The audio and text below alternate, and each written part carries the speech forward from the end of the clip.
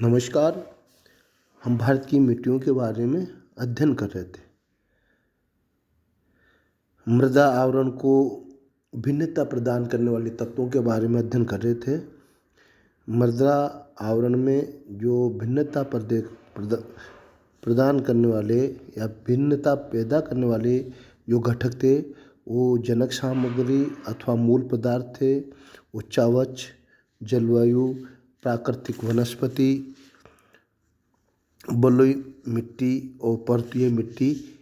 ये मृदा आवरण में भिन्नता पैदा करने वाले घटक थे, जिनमें से हमने जनक सामग्री अथवा मूल पदार्थ तथा उच्चावच के बारे में अध्ययन कर चुके। आज हम जलवायु और अन्य घटकों के बारे में अध्ययन करेंगे।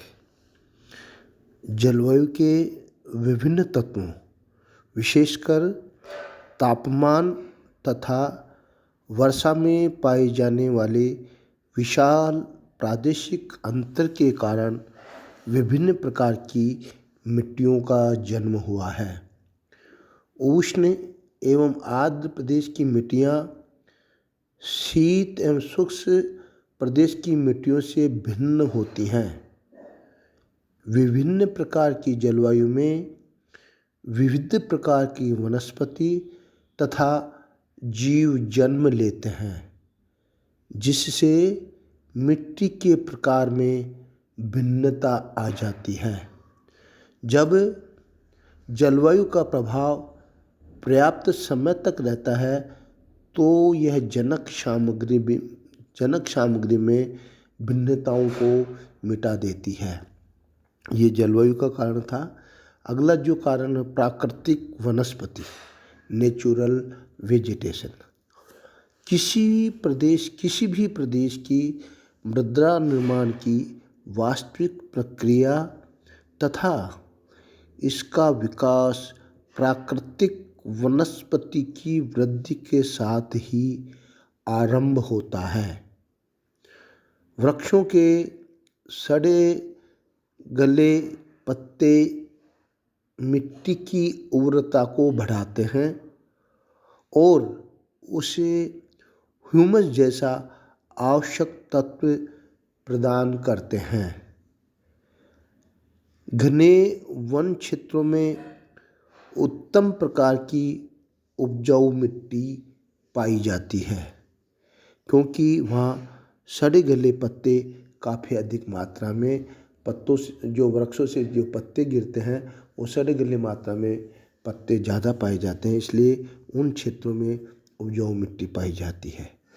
भारत की मिट्टियों को जलवायु, वर्षा एवं प्रवाह प्रणाली के आधार पर निम्नलिखित प्रकारों में विभाजित किया गया है।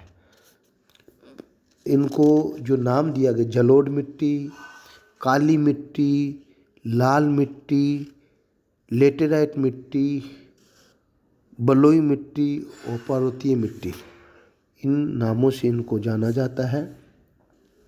जलोढ़ मिट्टी, यह मिट्टी नदियों द्वारा लाकर नदी घाटियों, बाढ़ के मैदानों तथा डेल्टाई प्रदेशों में बिछाई जाती है। यह अत्यधिक उपजाऊ होती है।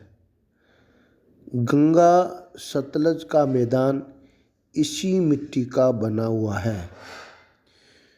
इस मैदान की गणना विश्व के अत्यधिक उपजाऊ मैदानों में की जाती है। महानदी, गोदावरी, कृष्णा एवं कावेरी नदियों के डेल्टाई भागों में भी जलोढ़ मिट्टी पाई जाती है। इसे डेल्टाई मिट्टी के नाम से भी पुकारा जाता है। यह मिट्टी असम घाटी, गुजरात तथा पश्चिमी तटीय मैदानों में भी पाई जाती है। भारत के लगभग 43.7% क्षेत्र पर जलोढ़ मिट्टी का विस्तार है। जलोढ़ मिट्टी के भौतिक गुण जलवायु तथा वनस्पति द्वारा निर्धारित होते हैं। न ये जलोढ़ वाला खादर तथा पुराने जलोढ़ वाला बांगर दोनों ही नदियों के बाढ़ के मैदान के ऊपर पाए जाते हैं। दोनों में महीन कण होते हैं, लेकिन बांगर मिट्टी में मृत्तिका का अंश अधिक होता है। संरचना की दृष्टि से जलोढ़ मिट्टी बलुई से मृत्तिकामय हो सकती है। सामान्यतः जलोढ़ मिट्टी में चीका, पोटाश तथा फास्फोरस की अधिकता पाई जाती है, परंतु इसमें नाइट्रोजन तथा जैविक तत्वों की कमी होती है। ये जलोढ़ मिट्टी के भौतिक गुण थे। अब है काली मिट्टी, ब्लैक सॉइल। इसे रेगड़ भी कहते हैं। इस मिट्टी का निर्माण ज्वालामुखी विस्फोट से निकले लावा से हुआ है। इसमें कई प्रकार के खनिज विद्यमान होते हैं, अतः यह अत्यधिक उपजाऊ मिट्टी है। यह मिट्टी कपास की खेती के लिए अत्यधिक उपयोगी है। इसलिए इसे काली कपास मिट्टी, ब्लैक कॉटन सॉइल भी कहते हैं। यह दक्षिण भारत के 5 लाख वर्ग किलोमीटर क्षेत्र पर फैली हुई है। इस मिट्टी का विस्तार पश्चिमी एवं मध्यवर्ती मध्य प्रदेश, महाराष्ट्र तथा गुजरात के अधिकांश भाग, कर्नाटक का उत्तरी भाग तथा आंध्र प्रदेश के पश्चिमी भाग पर है। सामान्यतः काली मिट्टी मृत्तिकामय, गहरी तथा अपारगम्य होती है। इसमें नमी को संजोए रखने की क्षमता अपेक्षाकृत अधिक होती है। यह मिट्टी शुष्क दशाओं में सूख जाती है और इसमें दरारें पड़ जाती हैं। मानसून काल में यह मिट्टी चिपचिपी हो जाती है और इसमें हल चलाना कठिन हो जाता है। यह प्राय उपजाऊ मिट्टी होती है, परंतु इसकी उर्वरता उच्च स्थानों की अपेक्षा निम्न स्थानों पर अधिक होती है।